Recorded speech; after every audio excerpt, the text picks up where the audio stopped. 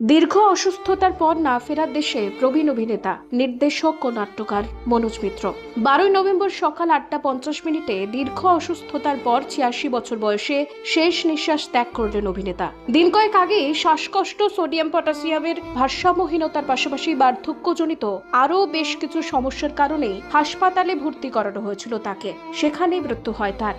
তপন সিনহার বাঞ্ছারামের বাগানের মতো চলচ্চিত্রে দুর্দান্ত অভিনয়ের জন্য সুপরিচিত মনোজ মিত্র কিংবদন্তি পরিচালক সত্যজিৎ রায়ের কালজয়ী সিনেমা ঘরে বাইরে এবং গণশত্রুতে অভিনয় করেছেন বিশিষ্ট পরিচালক বুদ্ধদেব দাশগুপ্ত, বাসু চট্টোপাধ্যায়, তরুণ মজুমদার, শক্তি সামন্ত এবং গৌতম ঘোষের ছবিতেও নিজস্ব ঘরানার অভিনয় করেছেন তিনি। 1985 সালে সেরা নাট্যকার হিসেবে সঙ্গীত নাটক একাডেমি পুরস্কার পান অভিনেতা।